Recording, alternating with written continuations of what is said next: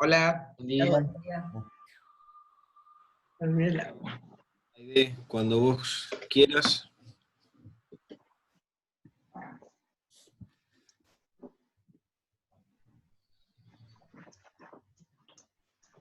Listo, me faltaba la agüita.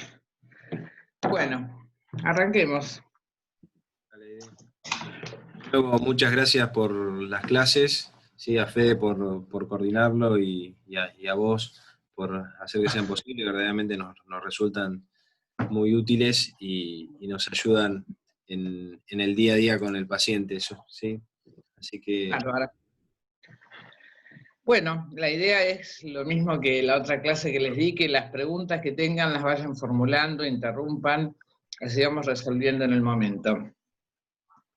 Les agregué acá al comienzo un poquito que es el OCT, ¿sí? Porque como hablamos durante la clase del OCT, el OCT es este aparatito, esta es una de las variantes, que es lo que se llama la tomografía de coherencia óptica. Fíjate, La verdad que lo que perdón, si sí, podés compartir la pantalla.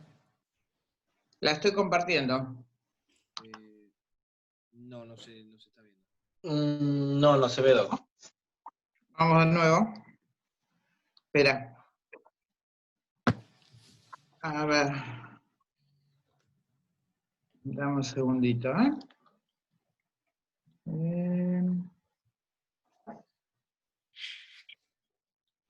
Ahí estamos, ¿sí? Está perfecto.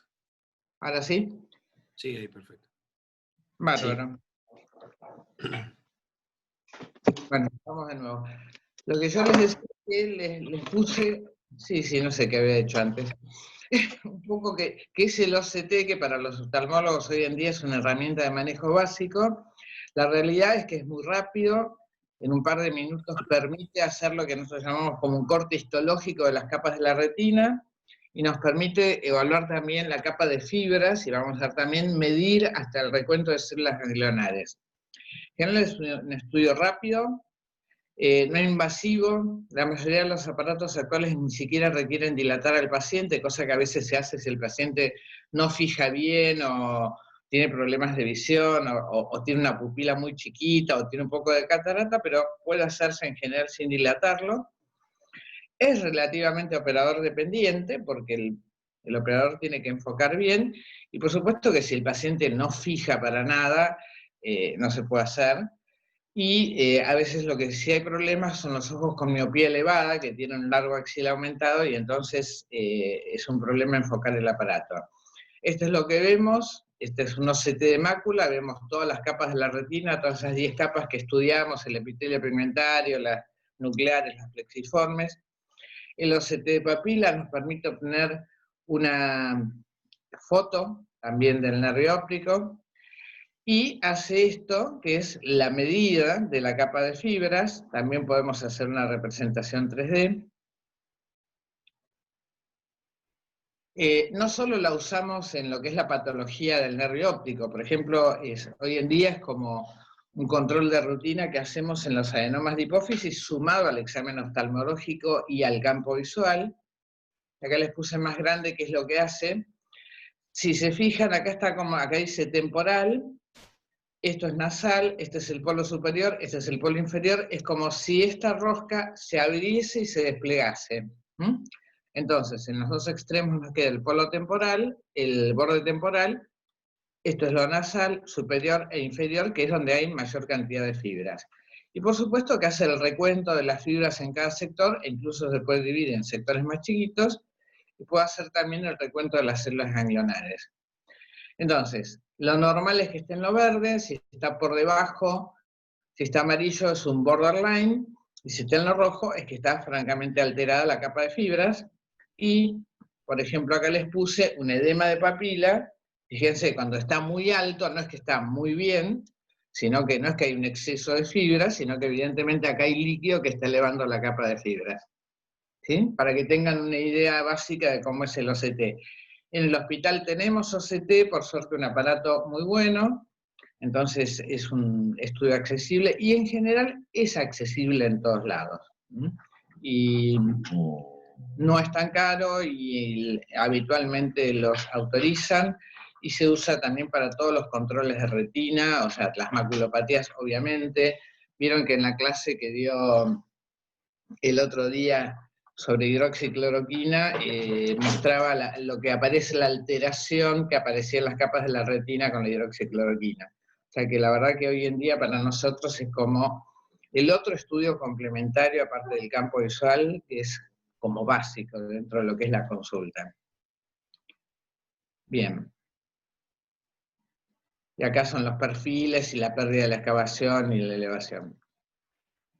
Y ahora vamos a lo que es la disminución de visión. En general, la clase está armada un poco para los oftalmólogos, pero me parece que viene bien para todos armada así.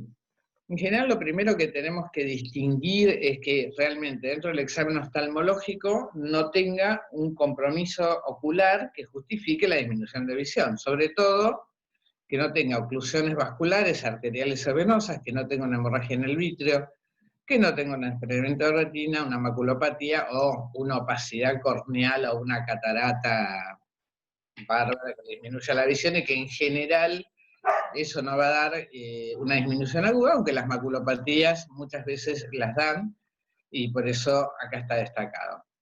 Si el examen oftalmológico no nos justifica la disminución de visión, vamos a pensar en lo que es una disminución de visión neurooftalmológica. Y dentro de eso, si bien ustedes me pidieron que les hable de neuritis, a mí me parece muy importante también hablarles de lo que es la neuropatía óptica isquémica, el ION, por todas las artritis, ¿sí? Y que ustedes también las van a ver, las vamos a compartir y cómo manejar. Entonces, la gran divisoria de aguas, digamos, es entre la neuritis y el ION.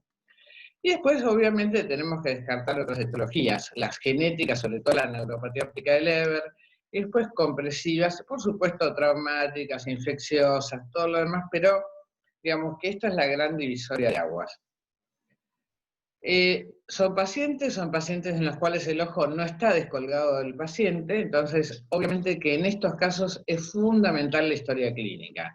Ver si tiene antecedentes vasculares, si tiene antecedentes oculares de cirugías o de otras patologías o glaucoma, si tiene antecedentes de enfermedades neurológicas, sobre todo una desminimizante, si está tomando alguna medicación que pueda justificar la toxicidad, y al mismo tiempo, fundamental, preguntarle cómo bajó la visión, o sea, bajó de golpe, progresó a lo largo de horas y días, bajó y se quedó ahí, bajó y siguió bajando y después mejoró espontáneamente o no, si es uni o bilateral, y por supuesto todos los síntomas acompañantes, si tiene cefalea, si tiene dolor ocular, dolor a los movimientos, episodios de visión borrosa, alteraciones en la percepción visual. O sea, hay que tomarse 10, 15 minutos y hacer una buena historia clínica. Esto es básico en medicina, pero es fundamental. A veces me contan, no, tengo un paciente que le bajó la visión en un ojo, bueno, ¿y cómo le bajó? Ahora le pregunto, ¿sí?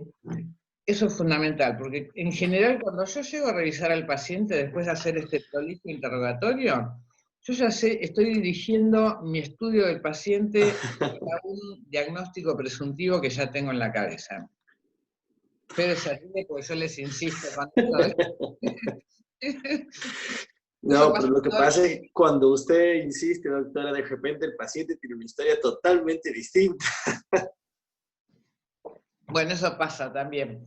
Que les cuentan una historia a ellos y cuando yo voy, parece que, yo le digo, como voy con las jinetas, ¿viste? Ahí, Es la regla, es la regla en toda Es la especialidad. regla. Desde clínica hasta las posbásicas, es así. Sí, es así. Bien, vamos a empezar a ver algún paciente, cómo lo pensamos y después cómo lo clasificamos. Es una paciente de 34 años que refiere pérdida de visión rápidamente progresiva en el ojo izquierdo, pero rápidamente progresiva a lo largo de horas y un par de días tal vez. 2 semanas de evolución, tiene 4 décimas en el ojo izquierdo, el otro ojo está bien, visión del color alterada en ese ojo, dolor a los movimientos oculares, que en general no lo refieren, pero como uno parte del examen le revisa la motilidad, ahí se quejan de que les duele. En el fondo de ojo, el ojo derecho está bien, el izquierdo tenía un mínimo borramiento de la papila, campo visual ya lo saben leer, fíjense que el ojo derecho está puesto a la derecha, tiene acá un mínimo escotoma, y el ojo izquierdo tiene toda una serie de escotomas y una contracción periférica. Con este cuadro yo lo que tengo que pensar es, ¿cuál es el diagnóstico presuntivo acá? ¿Qué estudio le pido para tratar de confirmarlo? Y por otro lado, si lo voy a tratar o no lo voy a tratar. Y sobre todo, en los casos de la neuritis óptica, si le voy a hacer o no un pulso de corticoide.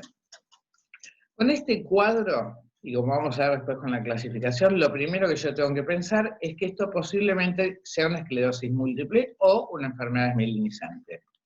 Entonces, lo primero que le voy a pedir es una resonancia magnética. Esta resonancia magnética va a ser siempre con gadolinio, vamos a tratar de que sea de la mejor definición posible y vamos a ver si aparecen las lesiones típicas de desmielinizante, en este caso una esclerosis múltiple, como vemos acá, y acá vemos el compromiso del nervio óptico izquierdo, la hiperintensidad que vemos. La otra cosa que yo me tengo que plantear es, dado los posibles compromisos de mielitis asociados a las neuritis ópticas, si esto es un síndrome aislado de neuritis óptica o si tiene componentes de mielitis que me hagan pensar que le tengo que pedir, además de la resonancia de cerebro, una resonancia de columna. Y la otra cosa que espero que después de que les termine de hablar de neuritis sean capaces de decir es esto. ¿Qué estudio le pido y si lo trato o no? Algo muy importante, a veces uno mientras lo estudia al paciente le hace los pulsos de corticoides, lo que tenemos que hacer siempre es sacarle sangre antes, para pedirle todo el perfil infectológico, inmunológico, a veces todo lo que es la cascada de coagulación, y dentro de lo posible el anti-NMO y el anti-MOB, antes de pulsarlo, ¿sí? Estos en general no se ven afectados por los corticoides, pero todo el resto de la investigación va a ser afectada si yo le saco sangre después de que le hice los corticoides. Y acá vemos otro caso, esto es una mujer también de 35 años de edad que refería a dolor en el ojo derecho y con una molestia visual. Fíjense que tiene acá un mínimo borramiento, acá en el polo superior y en el polo inferior. Ella refirió una disminución aguda de visión, tenía 7 décimas, el otro ojo está perfecto. En este caso está puesto el ojo derecho a la derecha y el izquierdo a la izquierda, ¿sí? Este era el OCT, que no nos aporta mucho. Vemos acá que tiene un poquito elevado en los polos la capa de fibras, que corresponde a lo que estamos viendo en el fondo de ojo. El otro ojo está bien. Hago lo mismo, digo, ¿qué le pidió primero? ¿En qué pienso?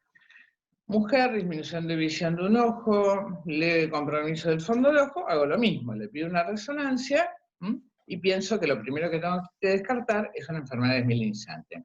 En este caso, la resonancia dio normal, la agudeza visual siguió empeorando y desarrolla una estrella macular, esto era una neuroretinitis. Acá estas son las fotos del paciente que salieron bastante mal con el manejo de la lupa, pero acá tenemos otro cuadro de neuroretinitis avanzada. Vemos el compromiso del fondo de ojo, vemos acá los exudados formando la estrella macular. Entonces, con un cuadro clínico similar, yo tengo dos evoluciones totalmente distintas.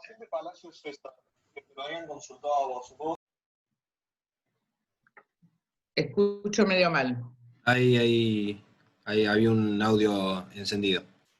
Ah. No, creí que estaban haciendo una pregunta. No, es alguien que tenía el micrófono. Está bien.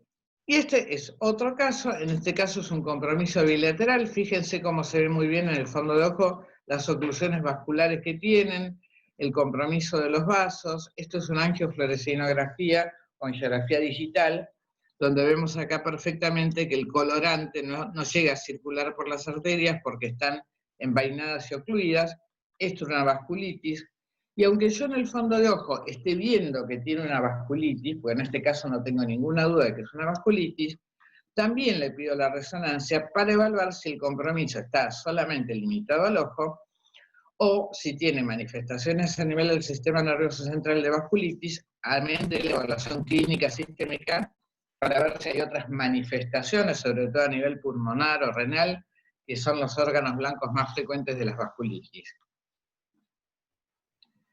Entonces llegamos a ver cómo clasificamos a un paciente que tiene una neuritis óptica. En general, por convención, neuritis óptica típica se la llama a la relacionada con las enfermedades desmielinizantes. Antes decíamos con la esclerosis múltiple, ahora el espectro se amplió. Puede ser idiopática, o sea que nosotros sospechamos que tiene una desmielinizante, pero eso es un síndrome clínico aislado, solo la neuritis óptica, la resonancia no nos da positiva y la dejamos ahí y la controlaremos y repetiremos la resonancia. Y después están todas las demás que son las atípicas. Infecciosas e inflamatorias, inmunes, granulomatosas. Dentro de las infecciosas inflamatorias hay que tener en cuenta la posibilidad de que se asocie un compromiso importante del sistema nervioso central, pero también a la posibilidad de que se trate de una sinusitis. No tenemos que olvidarnos que por contigüidad pueden afectar al nervio óptico. Y después todas las otras causas infectológicas. En los chicos es muy importante requerir el antecedente si ha recibido alguna vacuna en las semanas previas o si ha tenido alguna enfermedad infectocontagiosa de la infancia, porque eso puede producir una neuritis óptica que suele ser bilateral y muy manifiesta en el fondo de ojo, y la verdad es que evolucionan muy bien porque son fenómenos autoinmunes limitados, o sea, no es agresión propia del virus.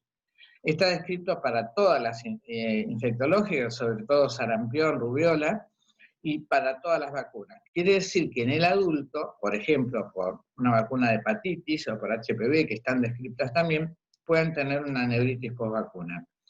Y después las autoinmunes, que hay una neuropatía óptica autoinmune per se, solo autoinmune con FAN positivo, y ponemos acá también la neuromielitis óptica porque en realidad tiene un anticuerpo, y si bien es una enfermedad desmielinizante, el mecanismo de producción es inmunológico. Y después tenemos las granulomatosas, que suelen tener un curso más torpio, o sea, son compromisos del nervio óptico prolongados en el tiempo que suelen hacer brotes de exacerbación. Cuando uno a un paciente le dice que tiene una disminución de visión, lo primero que va a hacer es mirarle el fondo de ojo. Y lo que tenemos que tener muy en cuenta, que cuando es una neuritis anterior se va a manifestar en el fondo de ojo como una papilitis, pero puede ser retrovulvar, o sea que el hecho de que yo vea un fondo de ojo normal no quiere decir que no la tenga, sino que es retrovulvar. En los adultos, 2/3 de las neuritis ópticas desmielinizantes son retrovulvares, cosa que no es así con las anti-NMO y las que tienen anti-MOC positivo. Y en los niños es al revés, 2/3 se manifiestan en el fondo de ojo. Y el otro tema importante es que si van a ir a la atrofia de papila, esta no va a ser inmediata. Por ahí el paciente tiene un compromiso de agudeza visual muy importante y nosotros estamos viendo una papila rosadita de bordes netos, porque la palidez va a tardar en manifestarse. Y la otra cosa es que en general, cuando empieza el cuadro de disminución de agudeza visual, el fondo de ojo no es característico. Entonces hay que asociar ese fondo de ojo a la clínica. Yo les puse acá fondos de ojos muy característicos de una papilitis, de un edema y una ión. Pero al comienzo lo que vemos es una papila borrosa. La papila no llega a estar tan sobrelevada, no hay tanto compromiso de la retina circundante, entonces tenemos que asociar esa papila borrosa, como yo le digo, díganme, tengo una papila borrosa, que no sé todavía qué es, a la clínica. Si es una papilitis o una neuritis óptica, voy a tener una disminución brusca de visión que en general el paciente nos puede referir cuándo ocurrió, salvo en los niños, que eso es un tema, en general unilateral y se acompaña el dolor a los movimientos oculares. El edema de papila es en general una disminución lenta de visión bilateral y puede tener manifestaciones del síndrome de hipertensión intracraniana, cefaleas, náuseas, vómitos, rigidez de nuca. Pero a veces el paciente viene con un edema de papila y en un determinado momento el nervio óptico no aguanta más la presión del edema y el paciente lo vive como una disminución brusca. Y después tenemos el ION, la neuropatía óptica isquémica, que tiene una disminución ictal, que vamos a ver que puede ser uni o bilateral con más frecuencia de acuerdo a que sea arterítico o no arterítico. Y para que se grabe a fuego, podemos tener un fondo de ojo normal dentro de una neuritis óptica porque es retrovulvar 2/3 en los adultos. ¿Cómo es la clínica de las neuritis ópticas típicas, o sea, la asociada a desmielinizante?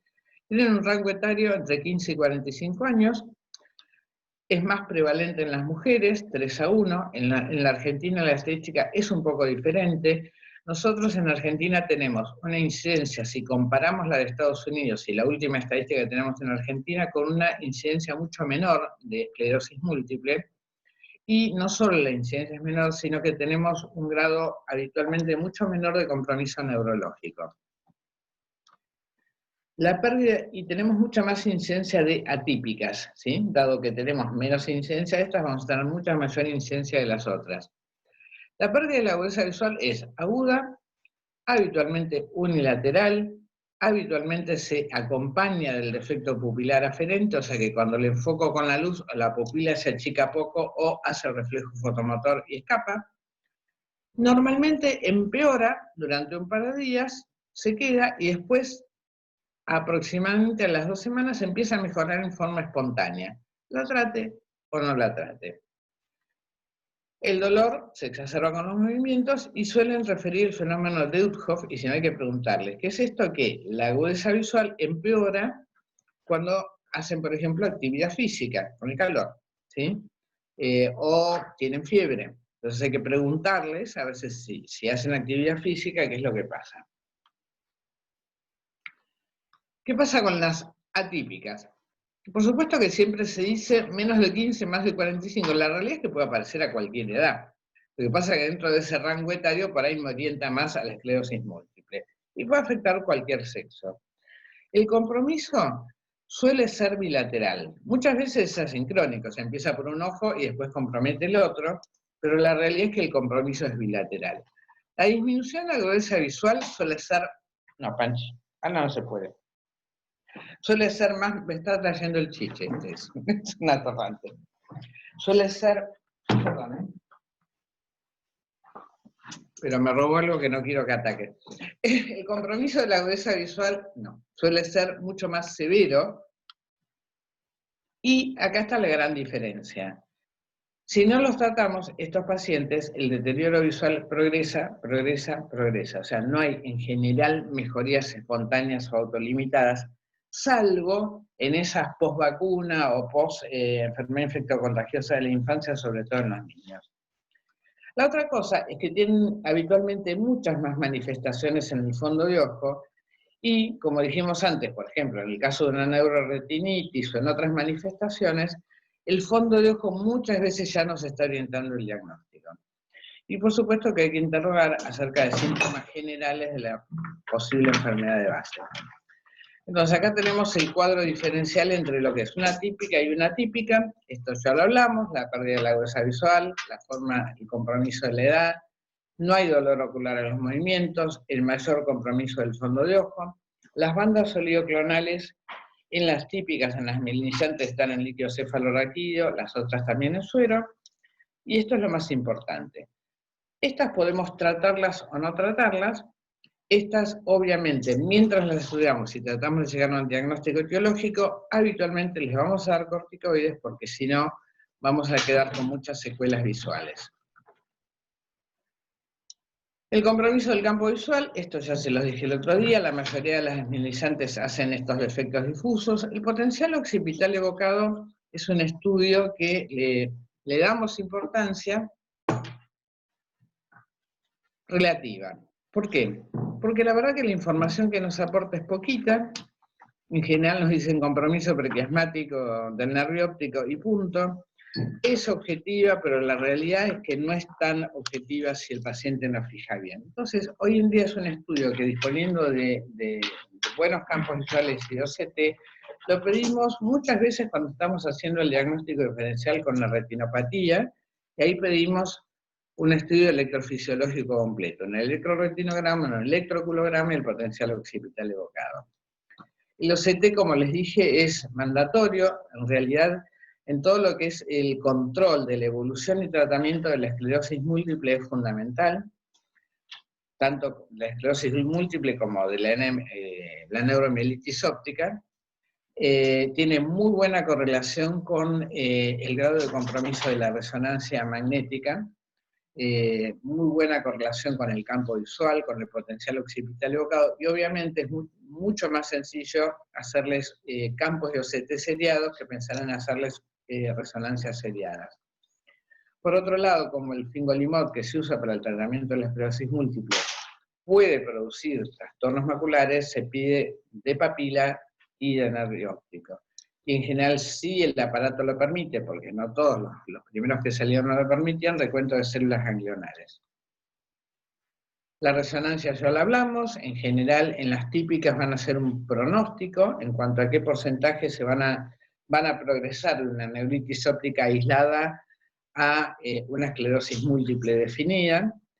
Hay que poner siempre la sospecha diagnóstica, de manera que el imaginólogo va a hacer determinadas técnicas que van a permitir una mejor detección de imágenes. Por ejemplo, todo lo que son las técnicas de supresión grasas o técnicas para poner en manifiesto el nervio óptico, como acá estamos viendo esta pequeña hiperintensidad del nervio óptico, que si no hacemos técnicas especiales en general no la vemos, el FLAIR o el STIR, para aumentar la detección de las lesiones en la sustancia blanca y poder determinar si hay actividad o no hay actividad. En general las lesiones típicas son ovoides, grandes, mayores de 6 milímetros, refuerzan con gadolinio, y la ubicación más frecuente son periventriculares o infratentoriales. Y en las atípicas podemos ver manifestaciones en el sistema nervioso central que nos orienten el diagnóstico. Por supuesto que para llegar al diagnóstico de... ¿Me escuchan? ¿Sí? Ahora sí, pero tiene que volver a empezar porque justo se le había cortado en la diapo. Sí, porque me pareció que me había silenciado. Dale.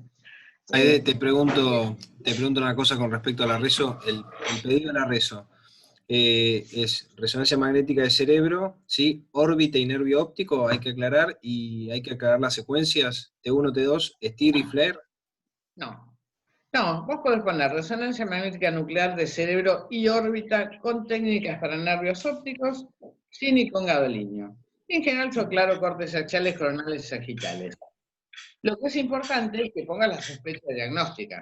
Porque yo le pongo disminución de agudeza visual, sospecha de neuritis, descartar desmielinizante, van a hacer esas secuencias. Si yo le pongo cuadrantanopsia homónima, sospecha de ACV, me van a hacer difusión y perfusión. ¿Sí? O sea, el imaginólogo sabe cuáles son las mejores técnicas para lo que yo quiero que busque. Yo lo que le tengo que poner es qué es lo que quiero que busque. ¿Sí?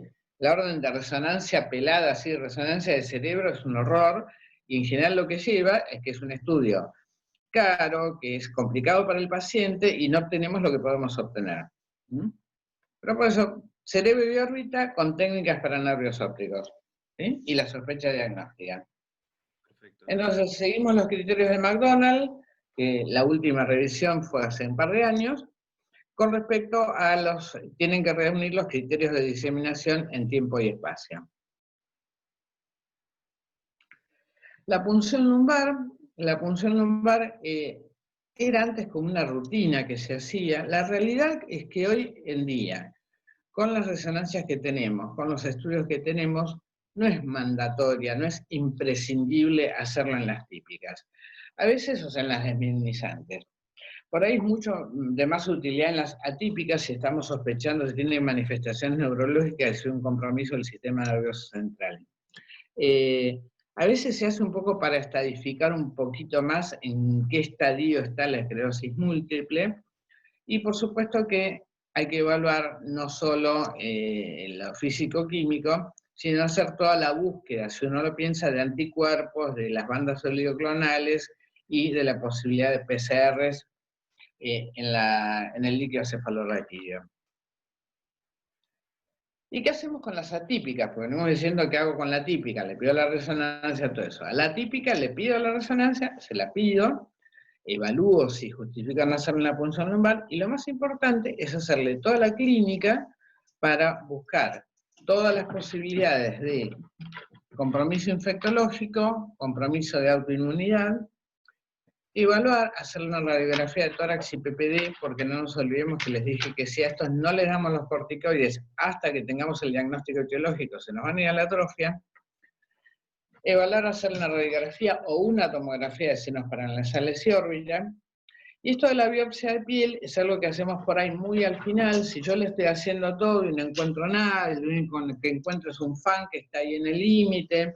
Entonces, una posibilidad es hacer la biopsia de piel de zona no expuesta al sol para buscar el depósito de inmunocomplejo perivasculares, y eso me va a dar el diagnóstico de en realidad lo que estoy es en presencia de una neuropatía inmune.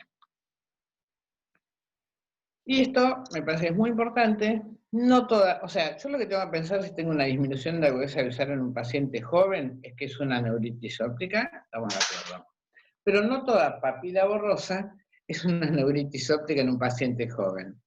Y si el paciente es de edad avanzada, lo más probable es que no sea una neuritis óptica, que sea una neuropatía óptica isquémica, de la cual les podamos hablar.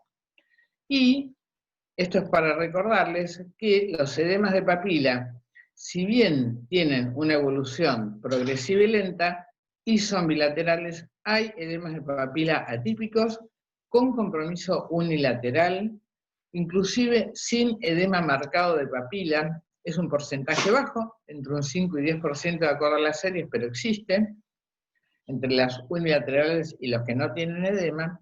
Y muchas veces el paciente no percibe, como eso no es una disminución brusca, el paciente no percibe que está perdiendo visión hasta que baja mucho. Y entonces lo que les cuenta es que tiene una pérdida aguda de visión.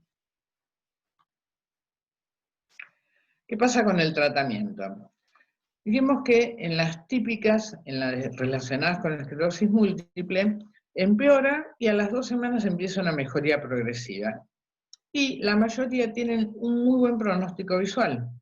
Eso quiere decir que yo puedo no tratarlos, y este estudio, que es el ONTT, el Optic Neuritis Treatment Trial, que es el estudio multicéntrico más importante, ya es medio viejito, pero es el más importante, mostró que a mediano plazo la evolución de ese paciente no dependía para nada, tanto en lo visual como en cuanto a las manifestaciones de brotes, de que yo le haga o no le haga ningún tratamiento. Ahora, si lo hacemos, va a acelerar la recuperación visual y disminuir el periodo de convalecencia. Lo de reducir las recidivas es algo que se discute mucho, pero puede ser. Y el tema es que como al principio muchas veces no sabemos si se trata de una esclerosis múltiple o de una neuromielitis óptica, hasta que sepamos dónde estamos parados, a veces los tratamos por eso con los pulsos de corticoides. La otra cosa es que este Optic Neuritis Treatment Trial estableció el tratamiento por vía oral a continuación por 11 días, lo cual nosotros realmente yo no sigo y en general no seguimos, porque esto fue una cosa establecida arbitrariamente. Sí seguimos con los corticoides por vía oral después de los endovenosos, y de acuerdo a la evolución de la agudeza visual vemos cómo vamos haciendo el tapering de los corticoides. Este estudio también dijo que era casi iatrogénico darle corticoides por vía oral. Sin embargo, hace mucho menos se hizo este otro estudio que, dando dosis elevadas de corticoides por vía oral, lograban un efecto igual a los endovenosos, ¿sí? O sea que esto se contrapone, pero son dosis muy altas, entonces habitualmente es más fácil hacerles directamente el endovenoso. Esto es un resumen un poco de todo lo que estuvimos viendo hasta ahora. O sea, esta es una neuritis típica, con su rango etario típico y su progresión a la recuperación espontánea. Veré si le hago o no tratamiento. Esto es una atípica, en la cual en general siempre le hacemos el tratamiento hasta lograr el diagnóstico etiológico. Sí, en el caso de la típica, si la resonancia es negativa, diremos por ahora es idiopática, y después repetiremos para ver si llegamos al tratamiento. Si es positiva, pensaremos en una esclerosis múltiple, y obviamente todos los interferones que hoy disponemos para tratarlos. Esto es lo que hacemos en el caso de la atípica. Acá sí le hacemos corticoides, y después si es recidivante, porque muchas veces las atípicas son corticoides dependientes. Entonces, cuando le queremos bajar el corticoide, recidivan, y ahí tenemos que pensar en otros mecanismos inmunosupresores. Esto es como evolucionan. En general las típicas tienen un buen pronóstico visual. Fíjense que al año el 90% tienen 20-20, o sea 10 décimas o mejor, y que a los 10 años, un porcentaje muy bajo, menos del 3%, tiene realmente una muy mala agudeza visual. El factor pronóstico de cómo va a evolucionar la agudeza visual de estos pacientes, lo más importante no es la cantidad de imágenes que tiene la resonancia, ni el fondo de ojo, ni nada, sino qué agudeza visual tenían al inicio y qué agudeza visual tenían al mes de inicio del proceso. Y esto no se vería modificado porque los tratemos o no. Las atípicas evidentemente progresan, y si no las tratamos, y hay un porcentaje alto de neuritis atípicas en las cuales no llegamos al diagnóstico etiológico, van a quedar con secuelas importantes. Y acá tenemos otro caso, fíjense, a ustedes les aparece ese aviso que me aparece a mí, ¿no? ¿En la pantalla? ¿Hola? ¿El del tiempo? No, hay un aviso que me aparece ahí de un programa que se quiere descargar. No, ese es suyo, Doc. Bien, bárbaro, me alegro, porque a mí me molesta, pero a ustedes no. Es una paciente de 67 años, mujer, que refería que en el año 2007 había tenido una neuritis óptica en el ojo izquierdo, que la habían tratado con corticoides, se había recuperado, que estuvo después varios años sin ningún problema, y 5 años después del primer ataque, vuelve a referir la disminución de visión en el ojo izquierdo.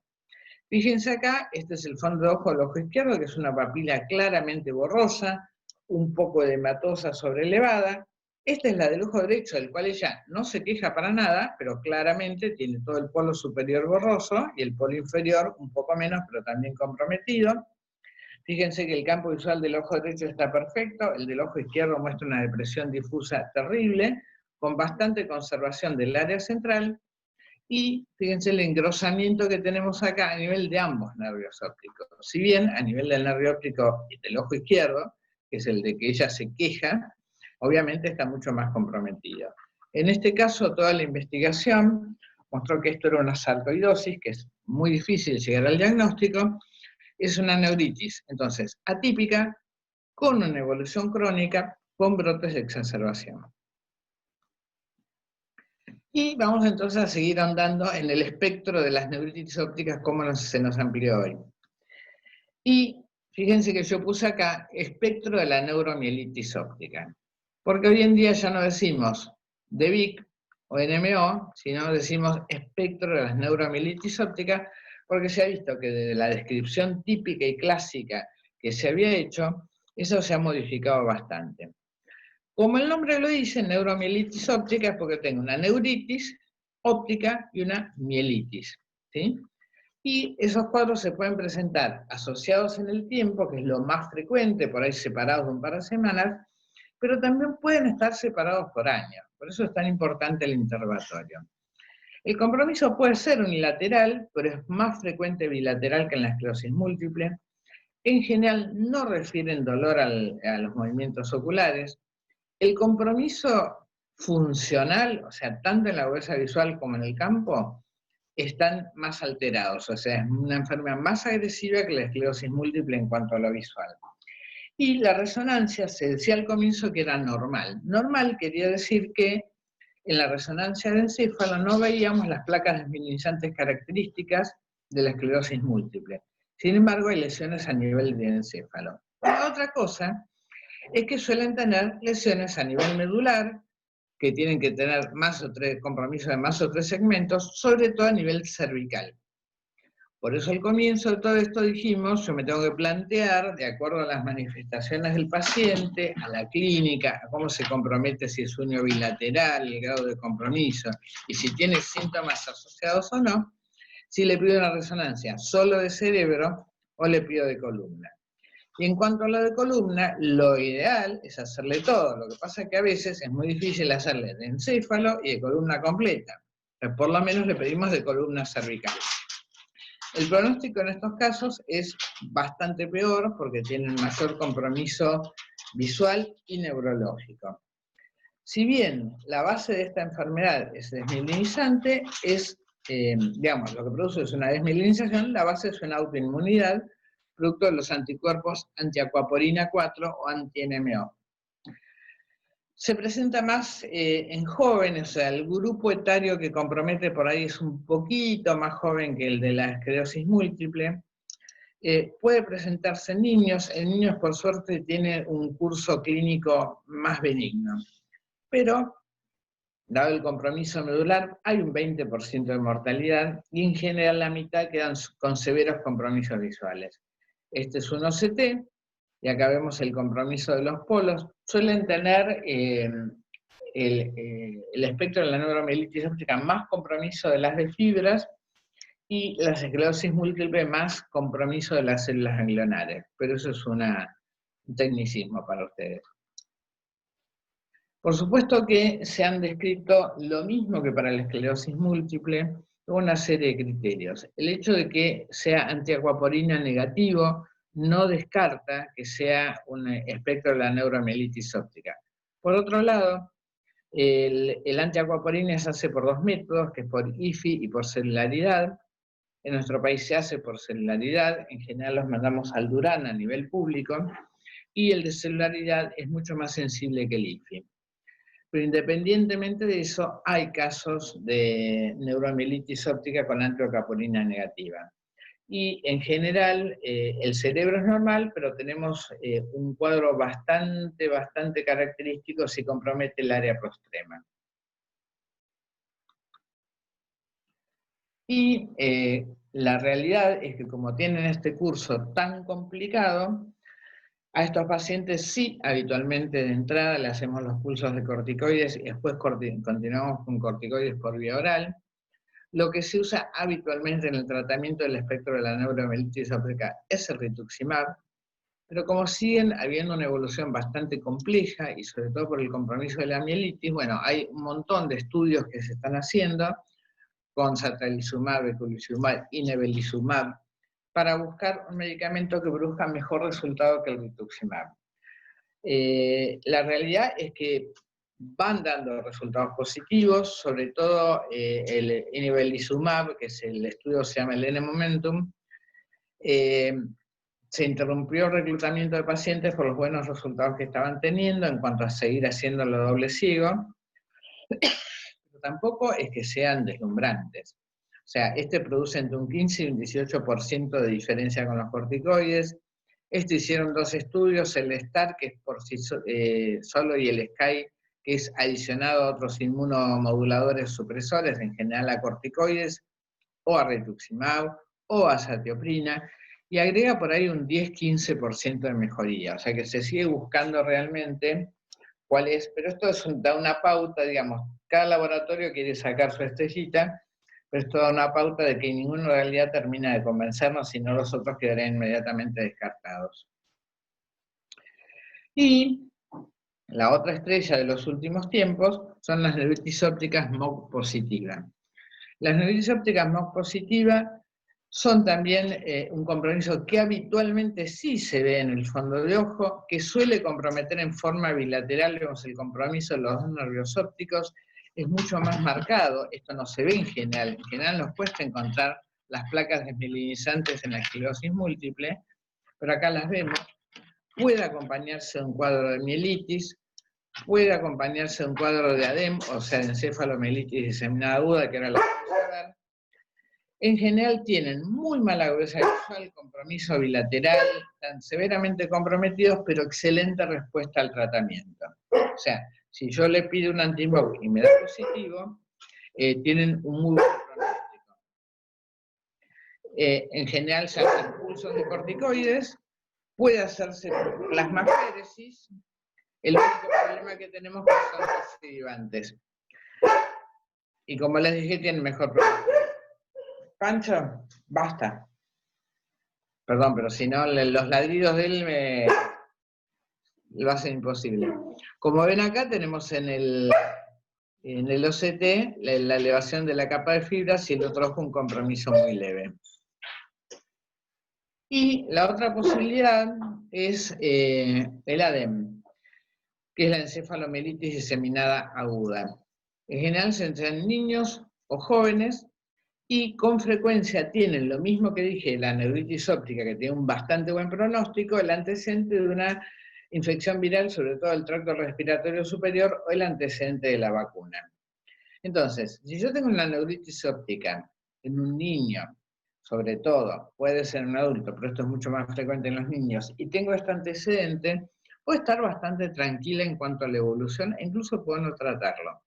Pero tengo que advertirle a los padres la posibilidad de que ante el menor compromiso, cefaleas, cambios en la conducta, letargo, excitabilidad, ni hablar si empiezan a ver mal o se les desvía un ojo, la posibilidad de que ese chico esté haciendo una encefalomielitis diseminada aguda y tienen que correr de urgencia a la guardia. El tratamiento en estos casos es también lo mismo que en los otros corticoides, se usa con frecuencia la plasmaféresis, a veces usamos inmunoglobulinas, y obviamente si yo tengo el antecedente de la vacuna, ese chico durante unos años, en una cantidad que no está bien definida y estudiada, porque no son cuadros frecuentes, entonces no logramos tener una estadística que nos diga por cuánto tiempo, pero por lo menos se calcula que por 2 o 3 años no darle vacunas, y sí tenemos que prestar mucha atención a que todo su entorno esté vacunado. Obviamente, de acuerdo a la severidad del cuadro, hay una mortalidad variable, las estadísticas entre 10 y 30% es variable, pero ya les digo, es poco frecuente. Y la otra cosa es que hay que seguirlos en el curso del tiempo, porque un porcentaje de estos chicos, cuando lleguen a la pubertad, van a desarrollar la esclerosis múltiple. Y acá tenemos un resumen entonces de las neuritis ópticas que tenemos, la de la esclerosis múltiple, la del espectro de la neuromielitis óptica, las anti-MOG, y yo acá les puse CRION. CRION es una neuritis óptica crónica recidivante, que son cuadros que se dan con más frecuencia en mujeres, un poquito, o sea, entre 30 y 40 años, que son bilaterales, que son recurrentes, que en general tienen un FAM positivo como único componente, digamos así, que encontramos, y en estas son las que a veces le hacemos la biopsia de piel para hacer el diagnóstico. Estas obviamente son muy corticoide dependientes, y un porcentaje alto de estos, de las cuales no sabíamos por qué, digamos un 25%, hoy en día pasaron a ubicarse dentro de las anti-MOG, ¿sí? Y calculamos que van a seguir apareciendo otros anticuerpos que nos van a decir por qué se produce esto. Vemos como que hay un solapamiento entre los cuadros. Bien, ¿hasta aquí vamos bien? ¿Preguntas de esto? Porque cambiamos de rubro. ¿Sí? Yo te iba a preguntar si pareció a lo que pasa por ahí en algunas patologías de reumato más específicas. La seronegatividad implica que al momento, o por lo menos cuando se describen, no hay un anticuerpo, ¿sí? Que se haya descubierto, pero después van apareciendo cosas, ¿sí? Otro isotipo, otro tipo de anticuerpo, ¿sí? Que está dando vuelta y es lo que genera. Sí, es lo que se supone, por eso digo que dentro de la antiacuaporina hay un porcentaje que son negativos aún por celularidad, y eso no descarta la enfermedad, de la misma manera que la presencia del anticuerpo per se no determina que tengan la enfermedad. Y como en las CRION, o sea, en las crónicas, 25% por lo menos hoy en día se dice son anti-MOG. De las otras, en algún momento se describirán los anticuerpos, ¿sí? O sea, sí, hay... por eso también cambiaron todos los criterios de diagnóstico del DEVIC, ¿no? Y hoy decimos el espectro de la neuromielitis óptica, vamos aprendiendo un montón. Bien, cambiamos de rango etario, cambiamos de cuadro. Un varón de 62 años que notó una sombra en el ojo derecho en forma aguda, que lo habían estudiado, le hicieron de todo, resonancia, análisis, Doppler, todo, la verdad que estaba bien estudiado, y había quedado así. Y 4 meses antes de consultarme a mí, había notado una sombra en el ojo izquierdo que crecía de abajo hacia arriba, y que eso casi le hacía perder la visión. Que lo notó en forma aguda. Y que de nuevo lo habían estudiado para descartar la esclerosis múltiple y había dado negativa. Cuando me ve a mí tenía 10 décimas en el ojo izquierdo, en el ojo derecho, y el ojo izquierdo tenía bultos. Este es un test de visión del color. Cuando lo arman bien tienen que rearmar este círculo. O sea, nosotros les ofrecemos los colores desordenados, se les muestra primero ordenados para que los estudien. Si los desordenamos, se tienen que rearmar la secuencia de colores. Cuando la rearman perfecto, tienen que armar el círculo perfecto. Acá confundió uno y acá confundió, el ojo derecho está bien. Y en el ojo izquierdo tenía tan mala visión que ni siquiera podía percibir los colores. Y esto era el OCT del paciente, que vemos que él se había quejado de que su cuadro inicial había sido en el ojo derecho. Este es el ojo derecho. pese a que tiene 10 décimas, fíjense que tiene un bastante compromiso de la capa de fibras, que está casi todo en rojo, o sea que le creo que tuvo el compromiso, aunque hoy en día tenga 10 décimas, y en el ojo izquierdo, que era el cual él estaba viendo tan mal, fíjense que está bastante bien, pero está hinchado, ¿sí? O sea, está bastante bien, pero en realidad, porque el edema disimula la atrofia, porque el paciente está viendo 10 décimas. Este era el campo visual que él traía del primer compromiso. Fíjense que este es el ojo derecho, y acá lo que tenemos claramente, que ya lo saben ver, es una menopsia altitudinal superior, que tiene un pequeño compromiso acá. Pero el otro ojo, del cual él no se había quejado en aquel momento, tiene un poco de compromiso periférico. Esto es abril del 2014. Esto es cuando él empieza a quejarse de que se le compromete el ojo izquierdo. Si comparamos este campo visual de 4 años antes con acá en el ojo derecho, está bastante parecido, inclusive yo diría que acá la parte negra, digamos, lo que la pérdida del campo visual está mejor, porque ahora tiene solamente en esta área negro, lo otro es relativo, y acá en el centro está bastante mejor, por eso el paciente tiene 10 décimas. Pero acá está la sombra que el paciente describía. La sombra que el paciente describía es esta mianopsia altitudinal inferior que le compromete el ojo izquierdo. Y así llegó a mí, ¿sí? El ojo izquierdo prácticamente perdido, visión bultos, y el ojo derecho, lo que a mí más me preocupaba es que estaba, voy a volver acá, lo que más me preocupaba, si volvemos a mirar este campo y lo comparamos con este campo, que el ojo derecho, del cual él ahora no se quejaba, estaba empeorando claramente. Con este cuadro clínico, esta edad, una mianopsia altitudinal en un ojo, después la mianopsia altitudinal en el otro, yo tengo que pensar que esto es una neuropatía óptica isquémica. Clásica. Ahora, el paciente no tenía ningún antecedente vascular, fuera de que lo habían estudiado para descartar una esclerosis múltiple, lo cual no era lógico pensar con este cuadro clínico y esta evolución. Estaba descartado la resonancia normal. Pero yo tengo que pensar, perfecto, ¿es un ion arterítico o no arterítico? Este compromiso así tan marcado y solapado a mí me hace pensar mucho más en la posibilidad de que sea un ion arterítico. Entonces le digo, bueno, perfecto. Ante este compromiso que prácticamente tenemos perdido el ojo izquierdo y se nos está hundiendo, aunque el paciente no lo refería, el ojo derecho, le indico que se saque sangre y que haga pulsos de corticoides por 5 días y luego continúe por vía oral. El paciente era del Chaco. Entonces agarré las órdenes, se volvió al Chaco, pues vienen así, ¿viste? Te vienen a hacer la consulta con todos los años de estudios. ¿Y cuándo se volvieron al Chaco? Hoy a la noche. Bien. Entonces, le digo, bueno, llega, se saca sangre, después se inicia el pulso. Por supuesto, el paciente hizo todo lo contrario, inició el pulso, después se sacó sangre y los análisis hicieron normales. Entonces, coherentemente, dejó los corticoides por vía oral. Hizo la pulso, pero no siguió con la vía oral como correspondía. Como yo estaba muy sospechosa de que esto era una vasculitis, le indiqué la biopsia de la temporal que confirmó el diagnóstico del ion arterítico, con lo cual lo convencí de iniciar de nuevo los corticoides. El ojo derecho, por suerte, ven que se limpió, volvió prácticamente a como estaba 4 años atrás. El ojo izquierdo no va a forma. Este es otro paciente, 79 años de edad, disminución de visión del ojo izquierdo de 3 días de evolución, ningún otro síntoma neurológico asociado, ni cefalea, nada. Este paciente tenía antecedentes de hipertensión, dislipemia, valvulopatía. Se hizo la eritrina PCR, eran negativos. Tengo acá la mianopsia altitudinal inferior característica. Este es de nuevo un ion. El paciente no estaba controlando ni su presión, ni los análisis, ni iba al cardiólogo. Acá yo tengo que pensar que este es un ion no arterítico. Entonces este es el cuadro, digamos, de posición con respecto al ion.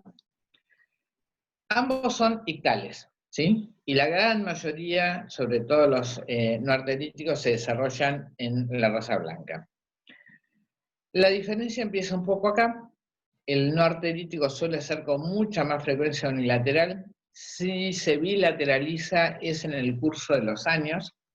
En cambio, el arterítico suele ser unilateral de inicio, aunque puede ser bilateral.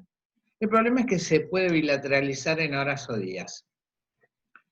El rango etario es un poquito más alto en el arterítico. Este, por suerte, es mucho más frecuente, porque obviamente es menos grave, por eso digo que por suerte. En general, el no arterítico tiene todos los antecedentes de un paciente vascular, el paciente que hace el infarto, el paciente que hace la ACV, hipertensión, diabetes, lipemia, cardiopatía. La apnea del sueño es un factor muy importante. Otro factor importante es las características del nervio óptico. O sea, lo que se produce en el ayón es un infarto. Ese infarto lo que produce es una detección del flujo axoplásmico, eso genera edema. El nervio óptico se hincha. Y como el canal óptico y el pasaje por la lámina cribosa no se estira, se comprimen las fibras del nervio óptico y eso es lo que genera la pérdida brusca de visión. Entonces, si yo tengo una papila pequeña, o tengo drusen, que son malformaciones congénitas de la papila que ocupan lugar en el espacio, en el mismo lugar del canal óptico, obviamente va a ser más susceptible a la posibilidad de sufrir un ayón. En el arterítico, en general, puedo tener manifestaciones clínicas. El paciente puede tener cefaleas, astenias, mialgias y artralgias, puede referir pérdida de peso. Si tengo la claudicación mandibular, es un signo casi patognomónico, tiene una alta sensibilidad y especificidad. Pero no es tan frecuente y además hay que buscarlo. Entonces hay que hacer al paciente varias veces con la mandíbula para buscarlo. Por otro lado, son pacientes de edad avanzada, entonces es normal que estén cansados, es normal que les duela un poco todo, entonces hay que ser muy incisivo en las preguntas para que el paciente refiera, ¿qué tiene que ver que me canso con que me bajó la visión en un ojo? ¿Sí? Si uno no les pregunta, no lo van a referir. La astenia es algo bastante importante, a veces la cefalea es muy clásica, pero la astenia es muy importante, entonces hay que decirle, bueno, pero a ver, en los últimos tiempos, ¿le cuesta mucho hacer cosas que hasta hace poco, hasta hace un mes o 2 meses hacía?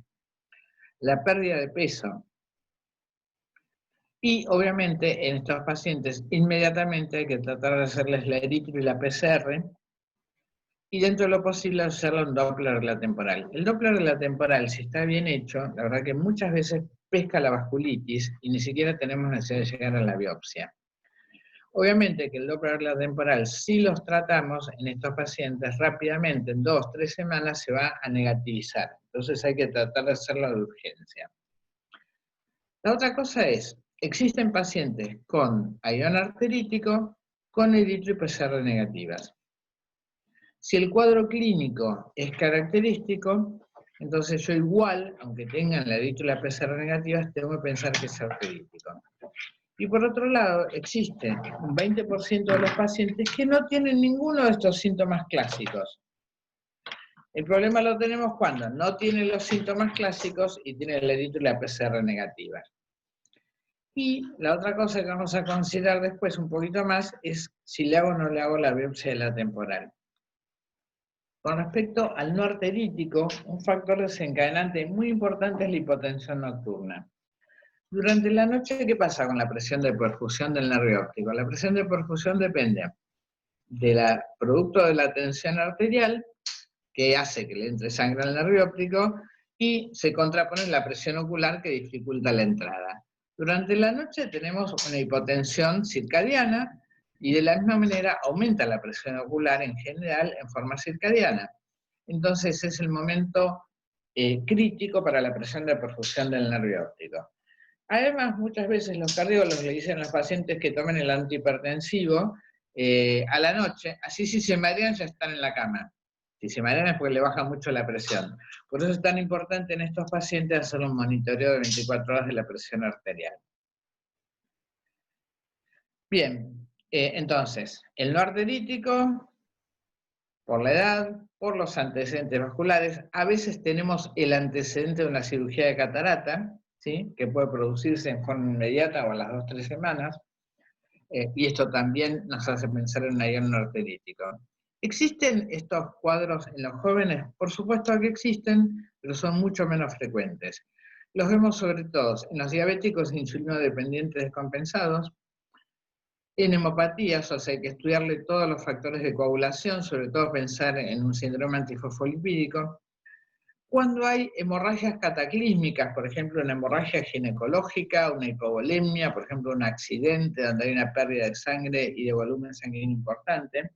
También la posibilidad de un vasoespasmo, pensar en la migraña o el Raynaud. Esto es muy importante en los pacientes renales, sobre todo en los pacientes que van a diálisis, y esto puede aparecer también durante el embarazo. El ayuno arterítico, la causa más frecuente es la arteritis de células gigantes o arteritis de células temporales o enfermedad de Horton, y 25 a 30% se asocian con polimialgia reumática. Existe el ayuno arterítico en jóvenes, por supuesto, pero son patologías mucho menos frecuentes, sobre todo tenemos que sospecharla en la artritis, en el lupus, en las vasculitis en general. ¿Qué hacemos con estos pacientes? Si yo sospecho que es no arterítico, le pido todos los análisis, o sea, ver la glucemia, el colesterol, el hepatograma, todo eso cómo está. Si tengo sospechas fundadas, o es un paciente joven, le pedimos también toda la parte de la coagulación. Hay que hacer una evaluación cardiológica completa, o sea, no un electrocardiograma, sino un ecocardiograma, si lo justifica un Holter. Hacerle un Doppler de vasos de cuello y de la arteria temporal, aunque yo considere que no sea arterítico porque no cuesta nada, el monitoreo de 24 horas, campo visual y OCT. En los dos vemos acá abajo la posibilidad de hacerle neuroimágenes. ¿Le hacemos o no le hacemos? En general tenemos que descartar que el paciente no tenga otro compromiso.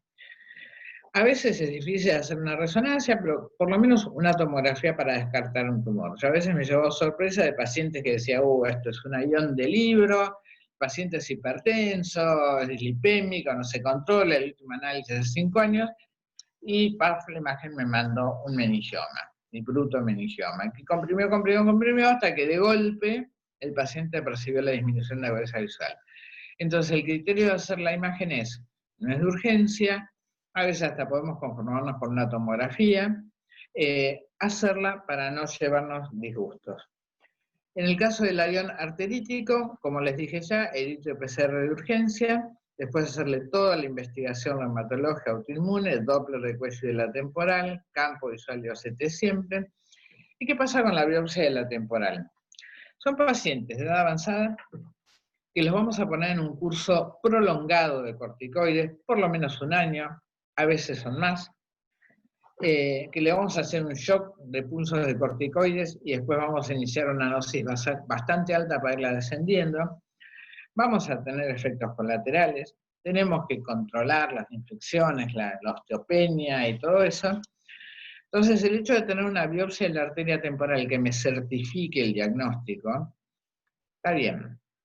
Ahora, son pacientes de edad avanzada, que acaba de bajarle la visión, que se sienten mal, que tienen astenia, que están con pérdida de peso, que están desganados, que no quieren hacerse la biopsia de la temporal.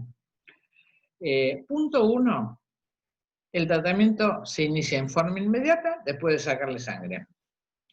Y eso no negativiza la biopsia.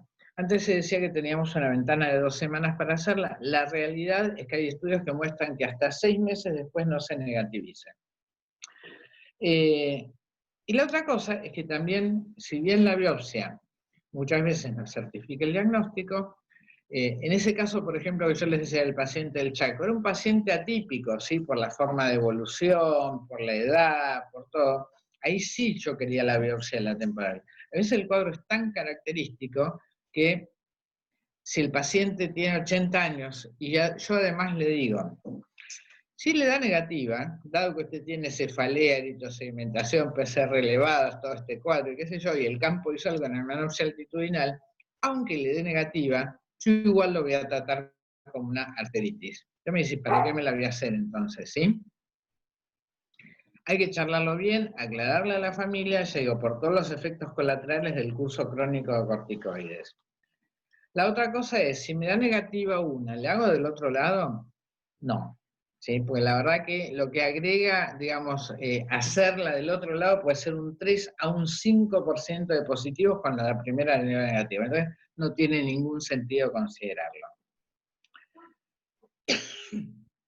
Y a veces el paciente lo canta. Esta paciente me decía, pero aparte de todo eso tengo esta venita acá, que no sé qué es.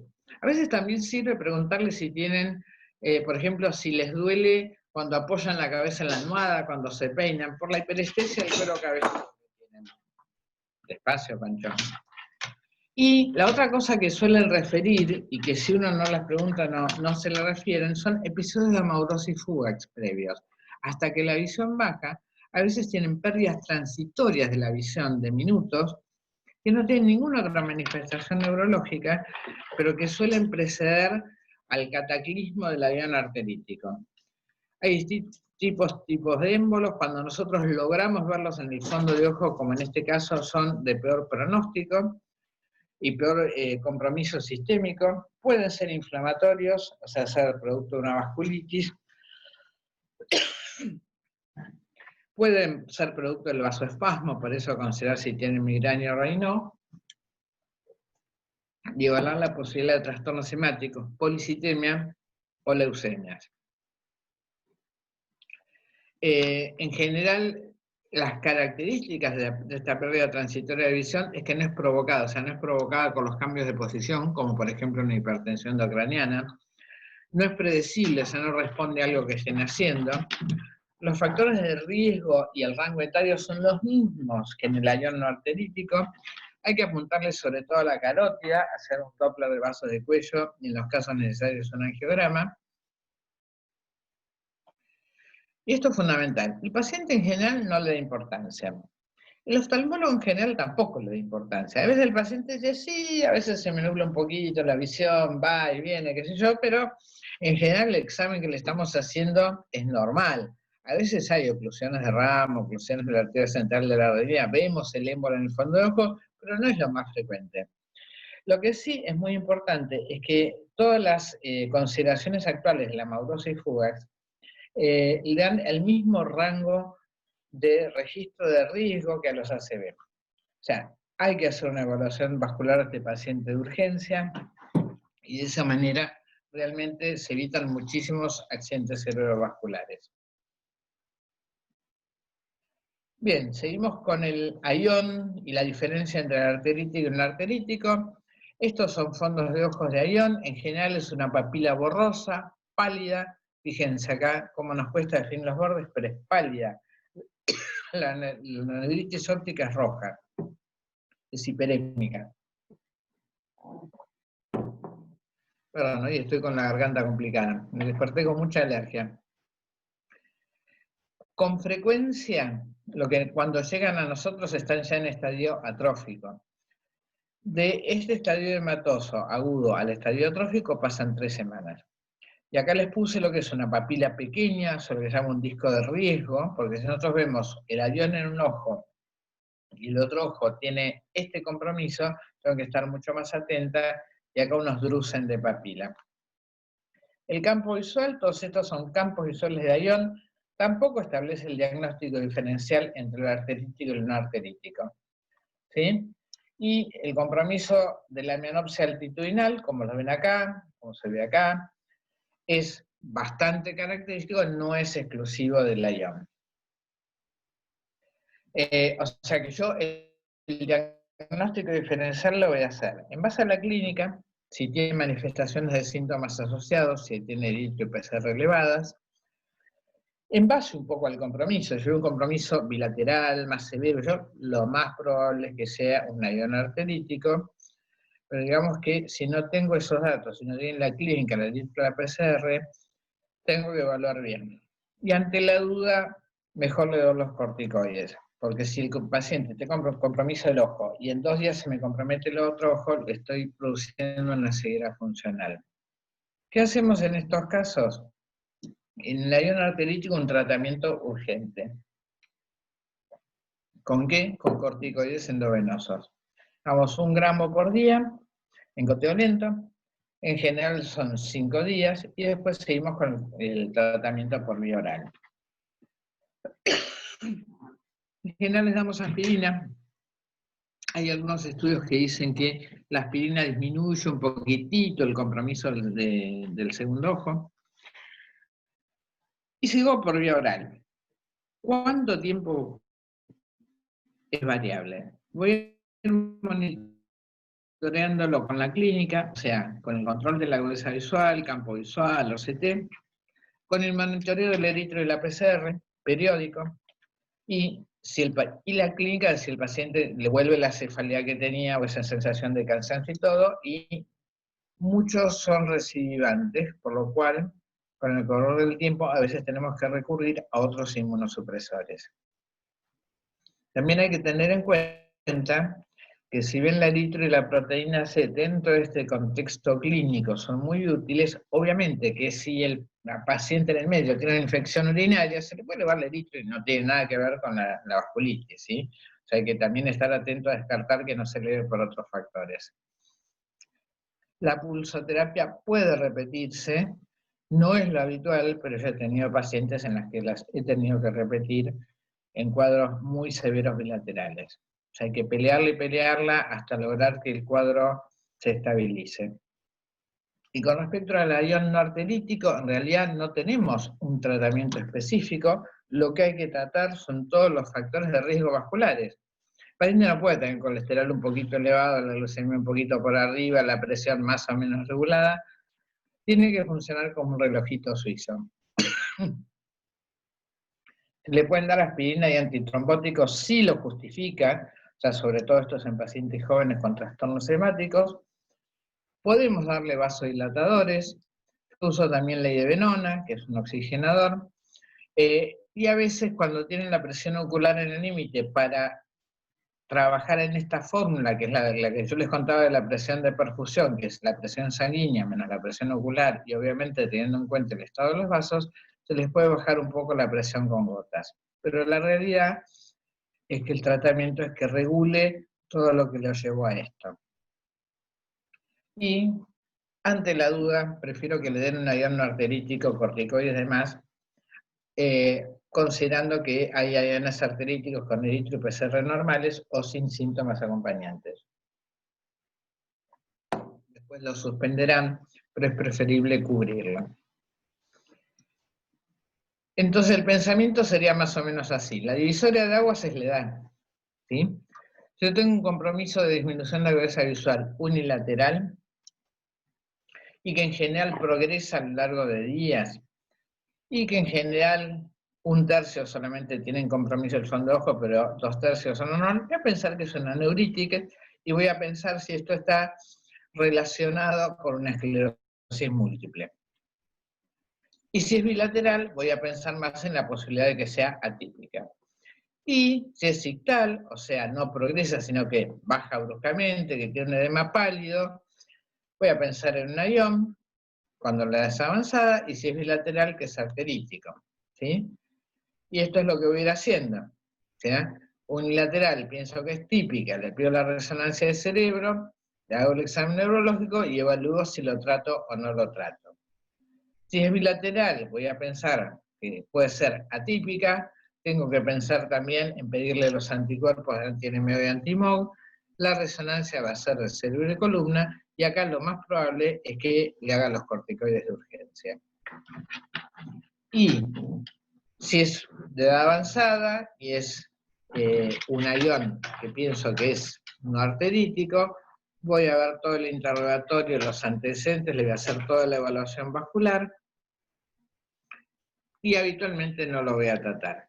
Salvo que si acá, aunque no tuviese síntomas, esto me está alertando de que es vasculítico, voy a hacer los corticoides de urgencia. ¿Entendió? ¿Vamos bien?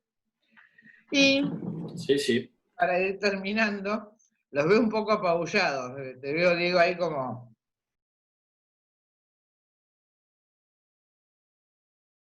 Venimos bien, Aide. Sí, no sé qué pasa que se silencia. No, ya falta poco. Respiren, respiren.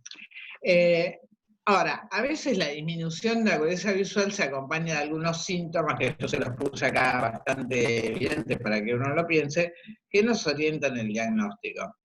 Esta es una paciente que tiene esta dilatación conjuntival, me parece que te suena, Federico. Sí, sí, las primeras dos. ¿Te suena? La dilatación de los vasos conjuntivales, los antecedentes, a veces el traumatismo puede aparecer en forma espontánea o no.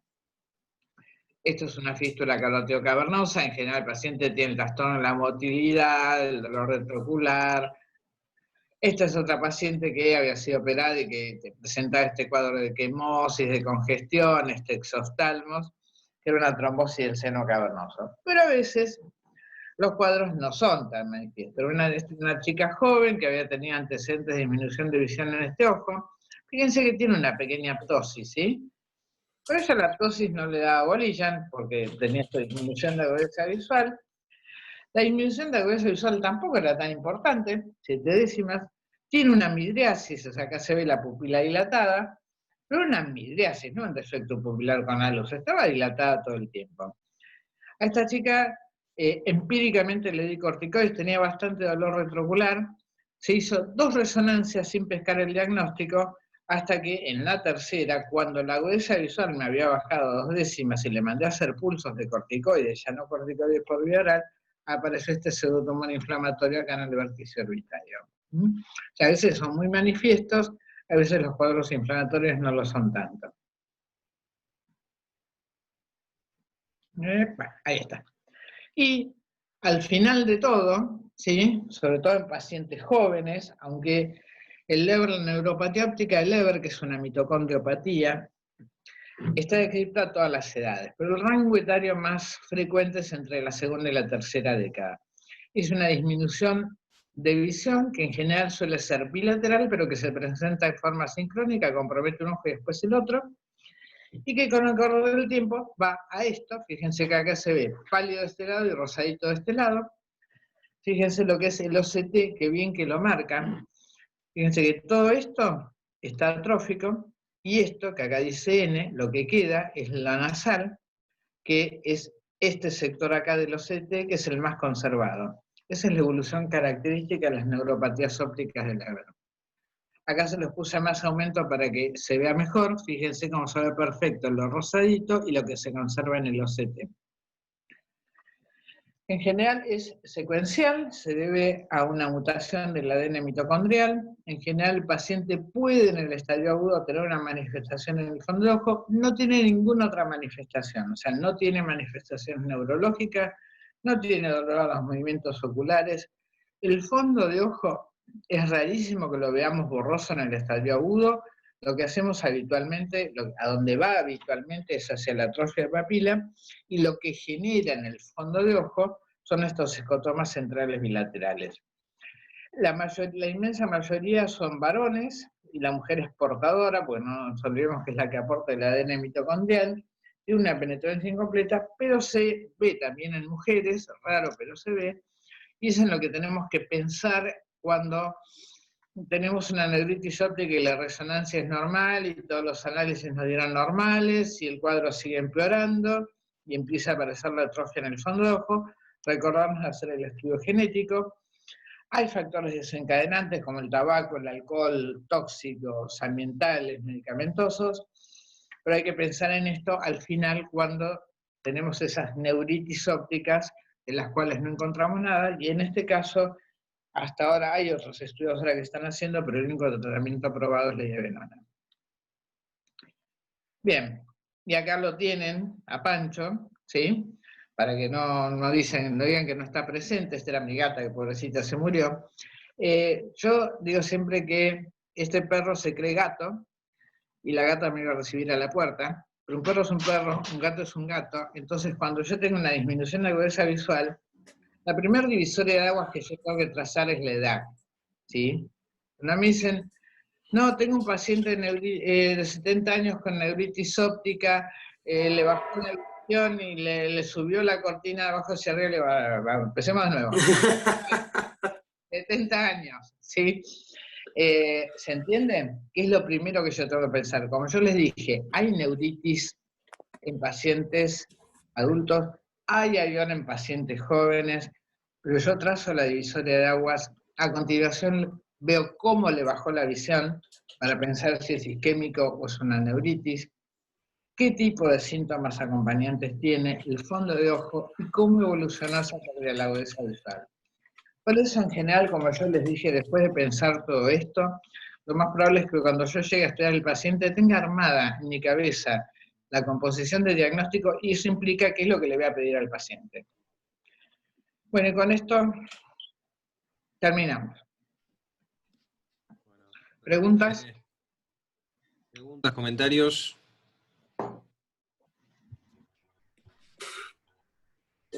¿Apabullados? Yo tengo una pregunta, doctora. Dale. En el ADEM, Sí. ¿suele generarse después de la infección del tracto respiratorio o después de del antecedente de una vacunación? ¿Cuánto tiempo más o menos tenemos que tener en cuenta el antecedente? ¿2, 3 meses? No. En general son unas semanas. No está muy especificado, pues ya les digo, son cuadros bastante poco frecuentes. Habitualmente se considera que son 2, 3, 4 semanas, ¿sí? Porque en realidad lo que produce es un defecto, o sea, una alteración desmielinizante localizada, autoinmune, o sea que no tarda tanto, ¿sí? Ya les digo, no es por agresión directa infectológica. Bien, gracias. Son cuadros poco frecuentes. Pero recordemos también que, y hemos visto pacientes que, por ejemplo, se dieron la vacuna para la hepatitis, ¿sí? O sea, que también puede producirse en el adulto. Bien. No sé qué hice. Me fui de la pantalla. Ahí está, ahí volví. Nada. ¿Otras preguntas? Yo para hacer un comentario con respecto a lo que dijiste de la biopsia en la arteritis de la temporal, nosotros hicimos un estudio que incluimos más de 50 biopsias, 59, de arteria temporal, y es importante destacar lo que dijiste, ya un porcentaje importante de las biopsias bien hechas puede ser negativo por el carácter parcheado, y nosotros lo que encontramos, algo que nos llamó la atención, en que casi el 50% más de las biopsias tenían una longitud menor a 2 centímetros, lo cual ya reduce muchísimo el rédito, por lo cual es sumamente importante lo que mencionaste, y es lo que hacemos habitualmente, que frente a la sospecha se trata si se tenga biopsia o no, y no se la espera, porque se sabe que un porcentaje alto va a ser negativo. Totalmente. Lo que pasa es que lo que predomina en nuestro medio es la literatura anglosajona, y vos viste que ellos siguen exactamente los parámetros especificados para no quedar fuera de la ley. Ellos te dicen biopsia de la arteria temporal siempre.